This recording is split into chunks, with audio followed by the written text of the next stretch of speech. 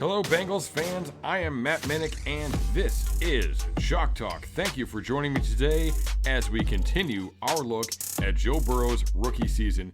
Today, we have come to Week 4, where Joe Burrow and the Bengals finally get a win against the Jacksonville Jaguars. The first two clips we'll look at are actually the same play, but the ball goes to a different place.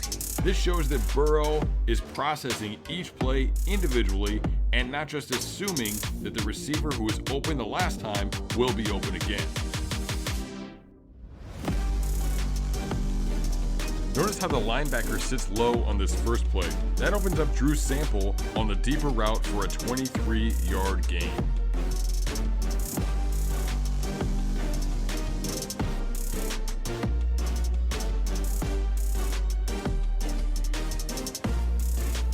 A few plays later, the linebacker drops off underneath this route.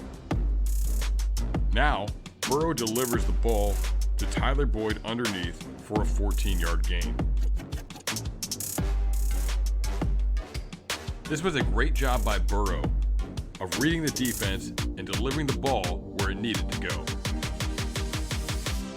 In this clip, the Bengals run a play-action pass, and Ethan Carter gets inside his defender running across the formation versus cover one.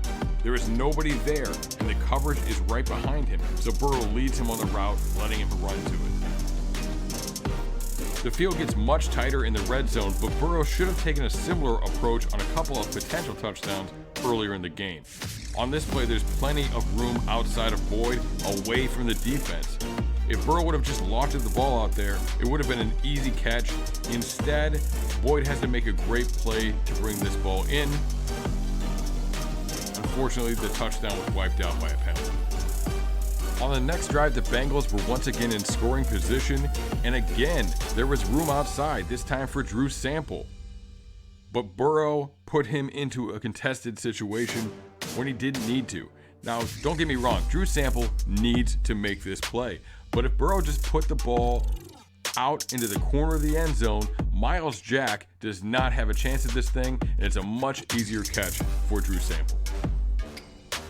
Now, it's not always appropriate to lead receivers, and Burrow is excellent at back shoulder throws. This is a good ball here. He gave T. Higgins a chance, but Higgins just did not make the play. Another example of missed opportunities in this game where the receiver and the quarterback just were not able to connect.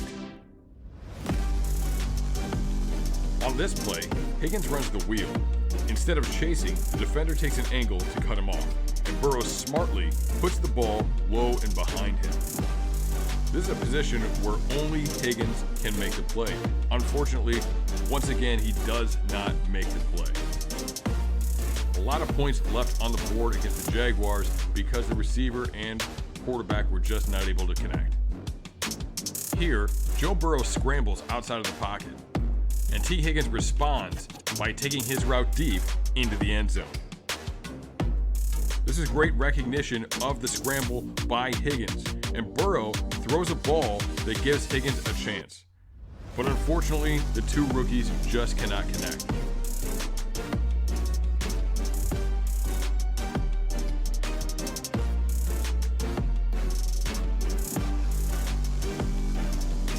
Burrow's ball placement is usually spot on, but there was some inconsistency in this game.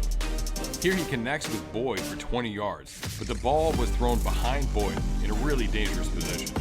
This forced Boyd to adjust and prevented him from being able to do much after the catch.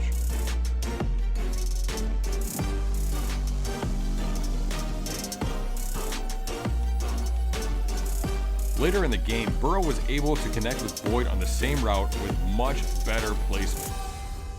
Although they came out with the win, there were definitely a lot of missed opportunities for the Bengals offense in Week 4. Burrow needs to be more consistent, and he and his receivers need to be on the same page. Higgins was still getting his feet wet in this game, and he and Burrow had not quite developed that rapport that they had later in the season. Although Burrow is a rookie, he expects his receivers to process information on the fly and react the same way that he does. This connection can take some time to develop, but once it does, the Bengals will start connecting on a much higher volume of these plays. This is a big reason why we saw a major jump in Burrow's production from year 1 to year 2 at LSU. And man, we are hoping to see the same thing in Cincinnati. Red 7, hot routes.